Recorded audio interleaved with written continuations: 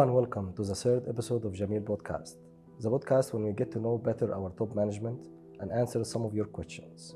Today we have a very special guest to us and a person whom we have never been able to reach where we are now without. We have our Chief of Product and Marketing Officer, Simran Soni. Welcome. Thank you, Ali. Thank you for having me here. You're more than welcome. So, considering your background, a lot of people have like many theories. Some say you grew up in the slums of India and you crawled your way out, you like fighting all of the gangs and all of the, the underbelly of India, and you rose your way to the top of the corporate. Is that true? Well, when you put it like that, I would hate to break it for everybody, but I had a rather comfortable childhood and I didn't really have to, break all barriers. I do belong to the northern part of India, Delhi, where I was born and raised, the eldest daughter in the family. So I had my own struggles when it came to getting into the professional world, which is not very popular in our family. So that was a bit of a struggle, but definitely not the slums and fighting the goons or anything like that. Okay. That research was done by the product team, by the way. Okay. So, yeah. I will speak with Ziada in some time. Okay. So, what were your initial dreams and aspiration when you started your professional journey? So I've actually done my major in history, and the whole idea was that I wanted to join the foreign services. Because I love to travel from the very beginning, and thanks to my parents, I used to travel quite a lot within the country. But the aspiration was always that I should go everywhere across the world. So the best way of what I thought at that point in time was join the foreign services. Well, little did I know it's extremely difficult to get through it. So once I finished my graduation, as a summer job, I went ahead and joined a company as a call center executive, and from there on, it was just one step after the other. And today, when I look back, and I see that the whole idea and aspiration that I wanted to travel. Although foreign services did not fulfill that, but everything else that happened in my career enabled me to go to different parts of the world and travel as much as I could. So that was my big aspiration when I was growing up. That's very nice. So during your professional journey, can you share with us a couple of milestones that shaped your career as a leader? So I would say the first shift that happened was when I shifted from my first job as a call center executive, and I joined the education world, and I picked up training, learning and development as a career option, which I did for about 7 to 10 years, and I was traveling a lot across the country. That was a big milestone for me. Because as I said, I was raised in Delhi. So India is a big country, and we feel that we know everything about our country even when we're just in Delhi. And with that job, I was traveling a lot. I met a lot of people from different cultures, which taught me how to be humble. So the humility aspect was a big milestone in my career. The next switch was when I moved to consumer finance. That was my next career change that happened, where I left training and I moved towards operations, project management. I never thought I will do something like that, but I got into it because of the attitude that I had my entire life, that when there's an opportunity in front of you, you just don't say no, you go for it. So that was my second big milestone of my career. And my third biggest milestone was when my manager invited me to join him in Indonesia, where I had to again experiment myself, put myself to a test of working in a completely different culture, work with people whom I do not have a common language with, staying away from my family, which had never happened before. Mm. And all those, because career changes happen all the time. That's something that everybody Yeah, has. of course. But for me, the biggest milestones have always been things that have actually shaped me as an individual. So these were those 3 big milestones in my professional life that shaped me as to what I am today. So that's for me. That's very nice. So joining Jameel Finance, like, tell us about that experience. So some people who actually know me by now, they know this story, and it's rather funny. I was actually in Vietnam. I was working with a company that was trying to build a digital solution for the SME market, and I'd spent a year with them. I was working as a product officer over there, and I just turned 40 that year. And I thought that, biggest milestone, I've turned 40, I should do something in life and I should go back home. And I planned to take a sabbatical because it was almost about 21 years that I was working. And I said, okay, let's take a break. And I was packing all my bags. I had quit. I was going back to India, and I got a call from my previous manager, Yaroslav, where he was like, what are you doing? I said, packing my bags and coming back to India for sabbatical. And he says, oh, why don't you come to Cairo? And I was like, yeah, that's great. I've never been to that part of the world. It will be a nice break. So let me ship everything to India and I will plan my vacation to Cairo. And he says, no, it's not a vacation. I actually want you to join the team to support one of the businesses where I believe you will be able to contribute and support the team. And I was like, interesting, because I'd never worked in that part of the world. It's always been, Asia and Southeast Asia. And given the fact that Yaroslav had given me a call, and people know I can't say no to him, I joined Jameel Finance. Okay. Like, your relationship with Yaro goes back 10 years, I believe. I think it's now more than that. We've lost count. You're old friends. Yes, old friends and longest sustaining manager who has survived me. It's not easy for any manager to work with me. Yeah, there's a lot of rumors before you came to Egypt, you're actually proficient in lion training and teaching snakes how to dance. So I believe working with Yaro is almost as dangerous as that. It's quite dangerous working with Yaro. What you do learn is not how to make snakes dance, but almost everybody dance. So that's what he That's ends true. up teaching you. So in terms of culture and country, what aspect of the country and culture have stood out to you when you came to Egypt? I've worked with a lot of cultures, and also, India being so diverse, there's not one culture in India, there's a lot of cultures.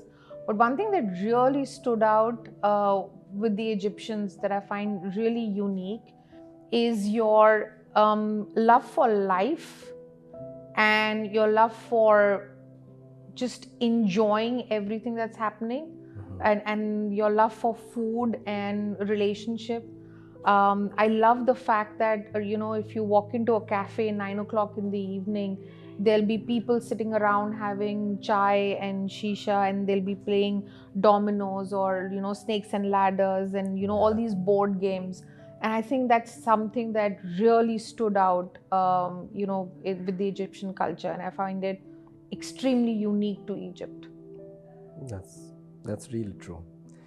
So can you share maybe an instant when the culture differences presented maybe a challenge or something you have to get adapted to? So the thing that that was initially a challenge for me as a person was because when I came, we had an agenda that we have to get the business back into action. There was a pause into business, and there were a lot of things that we had to do together. So there was a massive project that was actually running. We had to check everything, and And people who know me from a past life actually know that I'm very strict when it comes to timelines and being detail oriented. I think that's probably one of the reasons why Definitely, I you know get that. hired. Yeah. So, so then, I think the challenge that I faced was that every time when I used to ask for a deadline, the team used to tell me, yeah, it'll be done. But then the funny thing used to be, it never used to get done.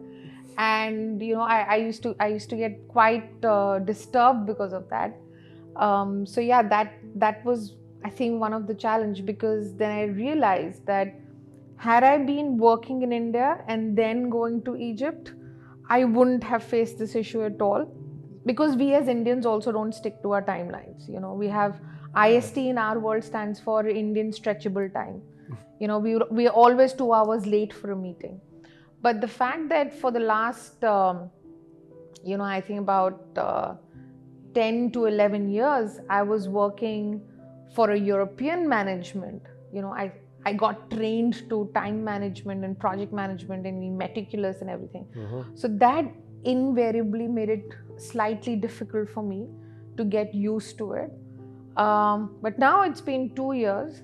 I somehow know how to manage my projects better. So if somebody tells me that they will do it in a week's time, in the project I will put a 3-week You timeline, give because the I right know it will estimate. not happen. So yes, you Yeah. you you adjust yourself. But yes, in the beginning it was frustrating. Yeah, but like adaptation is basically one of your key, let's say, talents, and you have been adapted to like our culture and our community very well, like in a very short time, I have to say. So when it comes to like adaptation and integration, as a chief of product and marketing officer, your role combines like two basically different ranges of responsibilities. So can you like bring these two together? How do you usually make it focused into one cohesive narrative and objective kind of driven business tactic? That's actually a good question, because a lot of people, or organizations have different definition of a product, right? Some people actually think like product is nothing but pricing, like what is going to be the interest rate and Yeah. everything. But we live in a world today where anything actually becomes a product. So when we look at a product in our business in Jameel Finance, it's actually the entire end-to-end journey of a customer. Because today in this world and in the kind of market dynamics that we are, the customer is the decision maker. And That's true. therefore, the entire experience that the customer has with Jameel Finance is the end product that we're looking at. So when I work with the team, we look at, all right, if we are designing a particular proposition for a customer, we first have to put the customer in the middle and then see how exactly this product needs to be designed. Yeah. Now, the customer can be of different, like there are different versions of a customer. So when we look at a customer, it's not only the person who's taking a financing product from us, the customer is also the dealer, the customer is also our shareholder, because they are the ones who are actually investing. So when we're looking at a product, we have to make sure that it is, it's lovable. That means the customers actually like it. Yeah. It meets their needs. It is profitable, because at the end of the day, you don't want to run into losses. It has to be a profitable product. It is a business at the end of the day, yeah. Yeah, exactly. That's how it has to be. And then it has to be sustainable. That means you're taking care of compliance, you're taking care of risk, you're taking care of funding. And these are the nuances that you have to keep in mind. So you have to understand what the risk is looking for. You have to understand what compliance, what the sales guys want, what the finance people need, and then you put all of this together in a pressure cooker, Yeah. or an oven, you can say it, and then you bake the final product. And once you bake that, then you sit with the marketing team and you say, okay, this is my value proposition. This is whom I'm catering to. Now let's look at what is the best way of actually communicating with our audience. What are the key messages that we have to give to the audience? So once you go through this rigmarole, right, And once you go through this entire process, that's when all the building blocks are coming together for you to build an end product. So I personally do not look at these different departments. I basically look at this as one recipe, and you need different ingredients to come up with the best chocolate cake ever that somebody can have. So it's tasty, it's sugar free, and at the same time it's you can eat it over and over again, so it's sustainable and you will not gain weight. I would testify to that. Yes. Yeah. So that's how that's how we actually look at designing, developing, and then marketing a particular product. So when it comes to your tactics, I would say you usually have this wisdom when it comes to decision making and strategic thinking. And like intelligence itself is not enough without experience and without the proper knowledge. And when you combine these three together, I would say you definitely have the wisdom when it comes to how you approach any given situation and challenge, and basically direct the team to take the, let's say, proper actions needed. So, like, given all of your years and years of experience, what is like the most, let's say, influential lesson you have learned, or key motto you have been living on or living by so far? I think the one thing that really drives me forward is, when you look back and you look at all the challenges that you take up, I have one ground principle, or like a couple of them, but one of them that really stands out says that I don't say no to a challenge. It could be completely something that I've never done before, something I'm probably not even skilled for, or let's say, I don't have a technical knowledge as per se. But when I have been thrown a challenge that, okay, how about you go ahead and do this, I don't say no to it. I jump into it and I say, okay, we'll see what will happen. But I don't want to have this regret that, oh damn, I should have tried it, maybe it would have worked out. So that's a level of risk that I have always taken in my life. There are times when it's paid off, there are times that I've failed at it, but yeah, such is life. So I don't play the safe game, like some people like to do that. You take some risks, yes, but calculated risks. Yeah, it's not like if I don't know how to swim and somebody says, oh, let's go, jump into the pool, and I'll say, yeah, let's see if I will drown or not. I won't do something like that.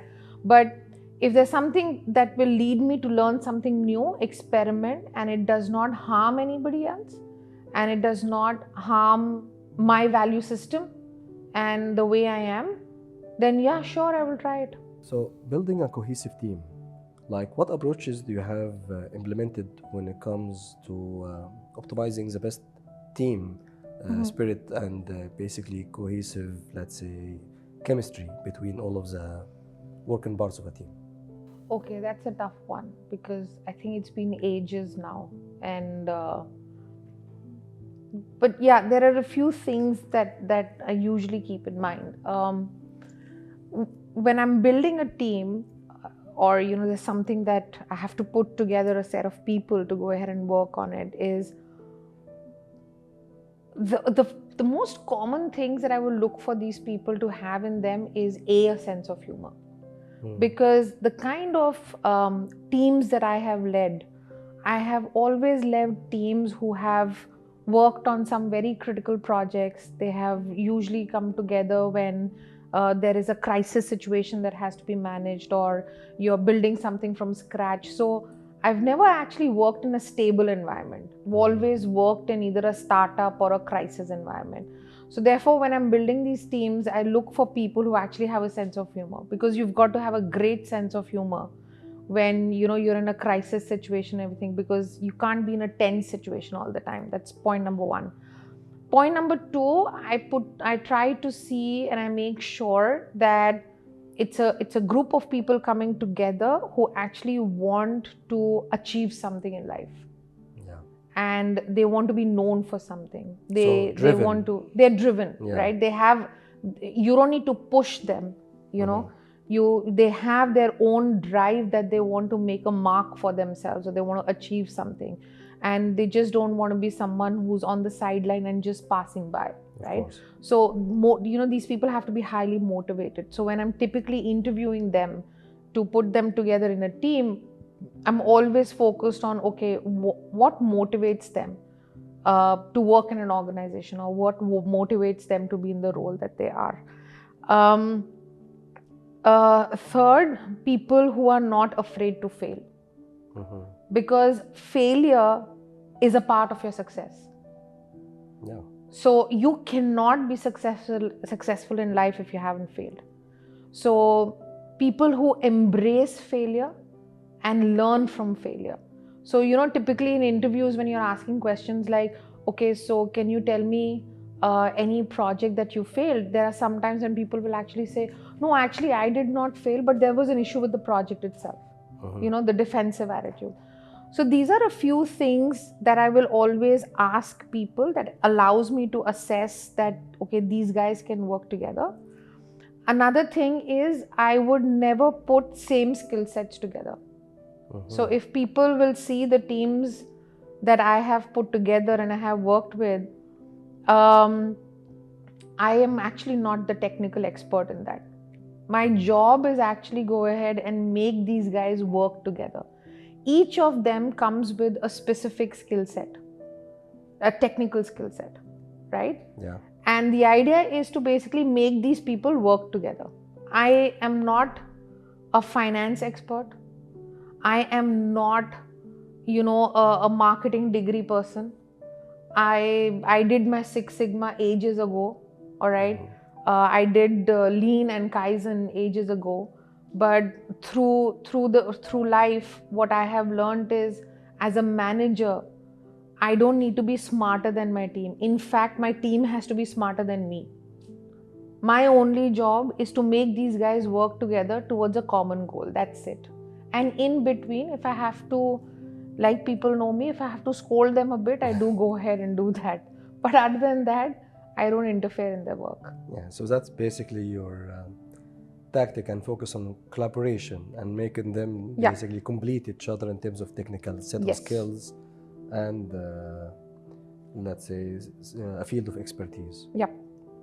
So when it comes to innovation, like you hear this word a lot, like fostering innovation, but actually, like given the previous period we had a lot of innovations and evolutions when it comes to like operations and procedures. So how do you basically foster the culture of innovation within your team and management style? Innovation actually comes when you give a framework and you actually allow the freedom for your team to express. And that is the reason I actually always prefer to work with people who are smarter than me. I will always enjoy to have a team that can actually come back and prove me wrong. Yeah, that will challenge you and push you further. Right. Because that in itself challenges me. Yeah. That, okay, they came up with something, then can I come up with a better idea, or can I make it better? So for someone to actually foster an environment of innovation, you have to make sure that you have trust in your team, okay, that they are working towards a common goal and they are thinking for the best interest of the organization and they want to create something new. So trust in your team is extremely, extremely important. Trust does not mean that you're absolutely blind to what they're doing. So that's one thing that everybody has to understand. Second, it is okay to fail and experiment. Yeah. And as a leader, or as a manager, or somebody who puts a team together or leads a team together, if you are okay with the whole idea that, okay, they will stumble, they will fail, they will experiment, the team actually starts breathing. Yeah. And when they start breathing, they will start thinking. And when they will start thinking, they will innovate. So that's how I look at innovation, and how an environment can be created which allows people to innovate. Yeah. And when it comes to pushing people, like I can testify that you do have that, let's say, well nailed down. So you have this reputation of being the master of the tough love technique when it comes to work. Like, how do you basically utilize this? Because it's a very a sensitive balance, not to be basically over, let's say, pushing or over over driving people, but also not to be so easygoing. So, how do you define this style of yours of this tough love technique? Maybe I'm just built like that. I don't know that. Like, how does it happen? But I think, Ali, it actually happen. It really takes place because, um, it all starts from the interview stage. To be honest, if you have an opportunity to build your own team, and you're looking for the certain qualities which are absolutely same in everything, then you're able to put together a team or work with and you will notice that you will always have a few people in an organization whom you will really get along with, and these are the people who actually get your tough love. Everybody doesn't get that, by the way. Everybody's not privileged to get my tough love. There are a few selected people to get that, and that actually happens when you have a group of people who have a common goal, right? They are all headed towards the same direction. They have the same goal, and they see their success in the organization's success. So when you have that kind of a like-mindedness, while other people feel that this is tough love going on, no, this is actually an emotional thing happening between a few people where they are like, okay, we've got to achieve something. So when you add emotions to a very strategic initiative that you're taking, where then that's what brings the extra push. And when you get that extra push, those people don't even mind when you're angry with them, or you scold them, or you're staring back at them, because they know that she's doing this not for herself, but for a goal that everybody had set out. So I'm simply a reminder service. I'm nothing else. I just keep reminding them, this is what you decided you want to do. You're just digressing. I'm just taking you on the track. That's it. Clear. So every role have its own share of challenges in life. Let's say, what was the most significant challenge that stood out to you through the years, even not within Jameel Finance, but in your previous experience as well? I think one of the biggest challenges that I've faced in my life was actually when I stepped out of my home at quite a young age, late age. Like typically you step out of your home when you're like 21, 22. You start staying separately from your parents and all. I actually took that decision when I was about 30 years old. I decided that at the age of 30, I will fly down to Indonesia and I'll start working over there.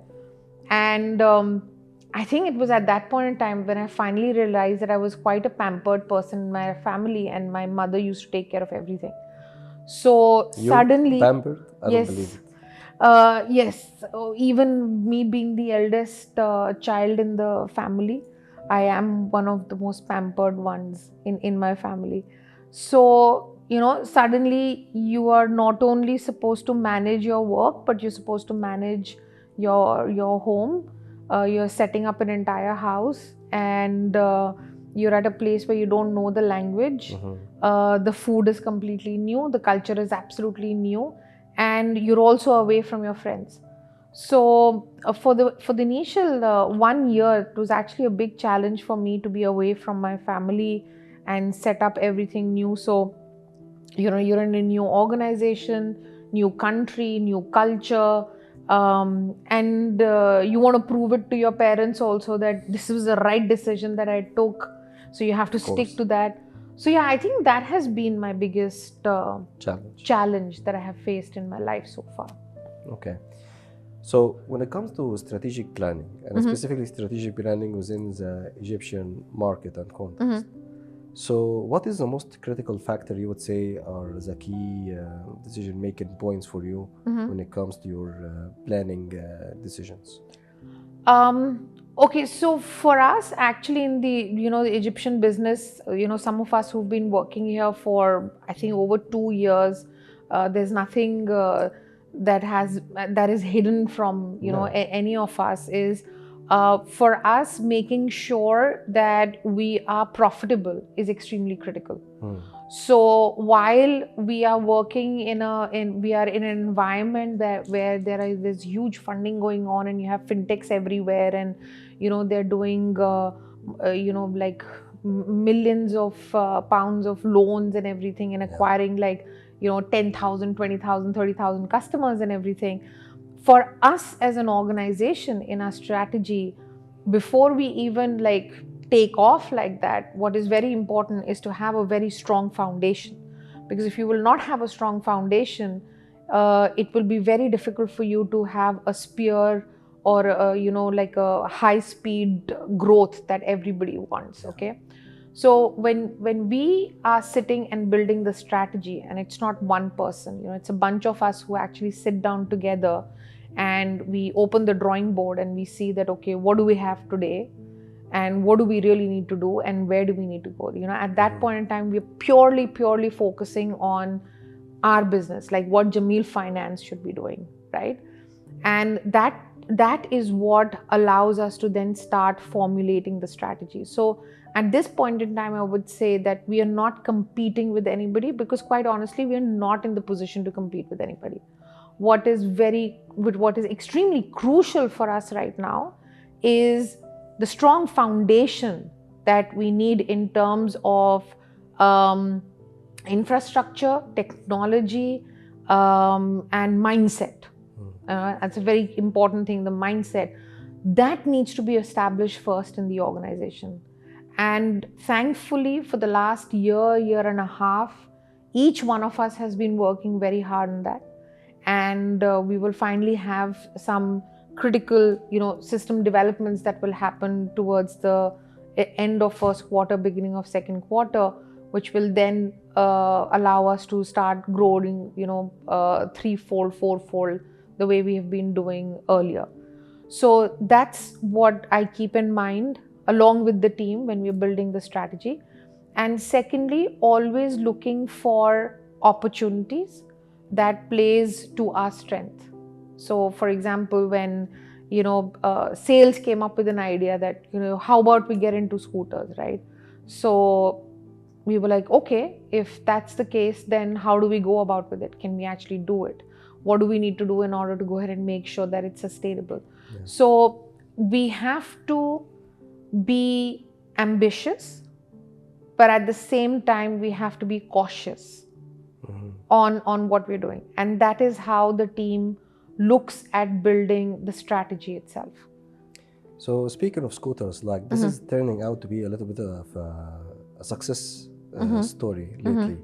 So when it comes to product development and tailored product development for our local market needs in Egypt, like what would be your key, let's say, factors that goes into the product development process in order to make sure that whatever this product is being said and later on translated in the marketing campaign are meeting the market needs and the local expectations? Yeah, so the product team, which is pretty much Ziada, Anne, and me, we are a very cute little team that tries to satisfy the needs and wants of sales, risk, finance, everybody. But when we get an idea from somewhere, right, and I'm absolutely okay to say that some of the times the ideas are actually not coming from the product team. The idea can come from anywhere. But our thinking is that the idea can come from anywhere. We will sit down and we'll see how it has to be done. So there are a couple of things that Ziada will always keep in mind when he is building a particular product. He will always check the profitability, because he will never launch a product which is not profitable. At the time of launch. That's the first checklist. That's his first thing that he will check. Then we will check on the sustainability. So sustainability in this aspect is, can we go ahead and securitize this particular product, because this is very, very important for our portfolio management. So he will see what are the things that are required in order to make this product securitizable, and he will be looking into that one. The third critical aspect is he will then get into the entire journey, and that's when you are going along with the sales team, you're meeting the dealers, you're actually seeing what's the potential, and does market research. So she checks out what is the is it even worth it, is there any statistics available for us to see that there is a future in this particular commodity. The LTVs and the performance assessments and all of that. Yeah, and then what do we have? Is it a stiff competition, or is this a blue ocean where, okay, we will be the first ones? Because this really helps us to then evaluate whether it will make sense for us to launch a product or not, and if there is a value proposition around that or not. Once we have all this, then obviously we sit down with the risk team, and that's when all the fun begins, where negotiations start off on how the process will be built. And this is I think the toughest part that the product team has, that we have to get all the inputs, and then at the end of the day we have to see something that the customer will be comfortable to even decide that, okay, let's apply with Jameel Finance. So these are a couple of things that we have to keep in mind, and that's why we sit in the middle. We collect all the requirements, and then we sit down and see how everybody can be satisfied. I would admit we are not able to satisfy everybody all the time. It's hard, yes. But the ground rule is it has to be profitable. If it is not profitable, it doesn't make sense. So that's the boring life of the product team. Oh, it's not boring at all. According to Ziada, some negotiations can get very exciting with the sales team specifically, and the risk as well. And emotional. And emotional, yeah. But they are working in the end into the very same goal, and they do reach an understanding. And when it comes to the business excellence, like there's a lot of people don't truly know what is the depths of the impact of the business excellence on our business. So can you elaborate more on how that part of your responsibility work? Right. So when it comes to business excellence and how I came up with this particular role, and that's when Wessam was hired, is that for any organization to move forward, you need to have continuous improvement. True. Okay. So that was one of the core fundamentals when we were coming back to business, that we need someone who is continuously looking at our processes, who's currently constantly going ahead and seeing what is the scope of improvement in order to make the processes even sharper. And it aligns perfectly with our Kaizen approach as well. Yeah. So what is required at that point in time is you need someone who's working along with the business, keeping the strategic goals in mind of how we can go ahead and streamline certain processes, either to improve customer experience or in order to optimize the cost, or look at how certain things can actually get streamlined. Yeah. And that's how we brought business excellence to life. So you have you would have Wessam working very closely with the operations team, with the sales team, with the product team, because she's someone whom I call is the person who does join the dots. Yeah. You always need a subject matter expert in the business who's able to connect everything together. This is there are times when I get a compliment from people that how is it that you're able to connect from product to risk to finance and everything, and I say this, that I'm able to do it because I'm an ex-business excellence person. I was a person who used to sit down with different teams and understand how everything works, and then create a story around it and build a process around this. So you always need these people, because a lot of time you don't know that an action or something that you will do in one team, what is the impact that will happen on another team. Because whether we like it or not, teams do work in silos at times. True. So you need a team that is able to integrate all of this together, and that's business excellence, right? Another part of her responsibility is we are governed by the FRA. and therefore we have to be compliant at any cost. This is something that a lot of us actually realized when we started supporting the business, because we were back in 2023, we were like every second day we were getting a complaint from the FRA. So we had to make sure that all our processes are compliant and they continue to be compliant. And therefore, before any other audit, the first line of defense for the business is the business excellence team, because they cover quality assurance under them as well. So WESM also goes ahead and audits all the critical processes to make sure that the teams are actually following the SOPs that have been laid down and approved by all the process owners. So she's an extremely critical part of the team. Business excellence plays a very big role in any kind of cross-functional project development, any cross-functional process flow, and the quality audits that are required within the organization. So that's what business excellence does. Sounds important.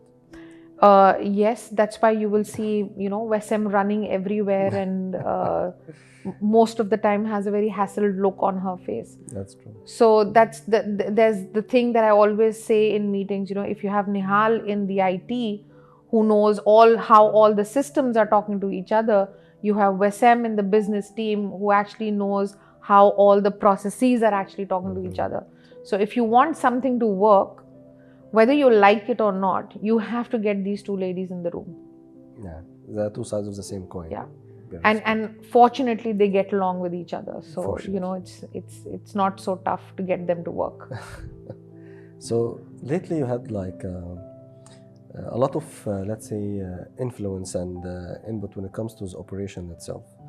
So what was your key main change you wanted to push and make sure that it was impactful in a positive way in the operations? I believe the operations team is actually it's like the heart of the entire business. Because everything that we design, everything that we lay down actually gets executed in the operations team. And I see them as the custodians of how compliance operates and makes sure that we are running the business the way it has been designed to. So they make sure that all the processes that are running, they are running the way they have been designed to. And what I enjoyed working with the operations team was, and I was pleasantly surprised, was that each of the operations managers they know very well what their responsibility is, right? They know exactly how they protect the business. They know exactly how critical their role and their team's role is to the business. And I believe the only thing that I probably contributed towards the team was to have the confidence to actually speak in front of the stakeholders, and to give importance to their process.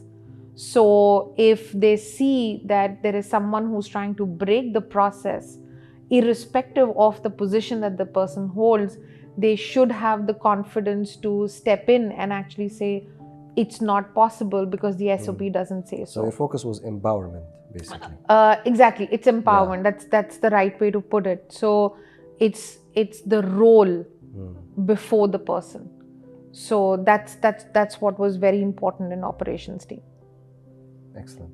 And during the last year and a half, we faced a lot of changes, a lot of development in the business, and many people were wondering about the future for Jameel Finance. So from your point of view, what do you see coming up next for Jameel Finance? I believe there's a lot that is coming forward for Jameel Finance. We've been working endlessly for the last 2 years now. I remember I joined unofficially on the 15th of Feb and officially on the 1st of March. So it will literally be 2 years by the time this podcast is out. So the team and what I really enjoy is that some of the people with whom I actually started my Egyptian business journey, they're still there. In fact, most of them are still there. which gives me a lot of confidence that they actually believed in what Siraj and I wanted to accomplish, with the business. And therefore, it gives me a lot of confidence that whatever we have planned out for the future, whether it is coming up with, launching our Jameel mobile app that everybody has been looking for, coming up with new product lines that Ziada is working with different teams. We will finally have, the core system which will take care of a lot of operational issues that we were facing. We will have the automated decisioning engine, which the risk team will use in order to go ahead and scale up a business. And not to forget the way we are building our IT team. We have our own in-house development team. So when I see all these things lined up on a strategic roadmap, and the fact that the people with whom, I'm not saying everybody is there. I know we've lost some people, but when I look back, about 85% of the people are still there. The core people with whom we were building everything. So for me, it's excellent that we managed, to convince the talent that we had with us to stay with us on this journey. So it's going to be good. Journey, yeah. And we are basically going into right now the, let's say, expansion and the business growth phase with accelerated actions as well. So how do you see this is going to be like impactful on the employees on a personal or like on a professional level? Well, one of the things that Khalid, me and Siraj are really focused on is how do we bring about an agile mindset, and how do we bring about this agile way of working, right? And once we are able to start, establishing these small units which are working together as product teams, for the teams within the organization, for the people within the organization, it will be an opportunity for you to try something new. We saw the HR plans, and Fakra has some development plans already laid out based on the requests that we've had, and there will be an opportunity for people to learn new skill sets and learn new way of working, and how do you what is the better way of communicate and actually strategize together, because each team has their own focus. The challenge comes when we don't understand each other's focus also. So working on a common goal in an agile setup will definitely be a new style and way of working that the people will learn. But my only request will be that this requires a huge change in the mindset, and therefore people should be ready to be challenged. Something that they were, especially on the style of working, something that they were working in a particular way for 10 years, whether you like it or not, you would have to change, because that's what will take the organization forward.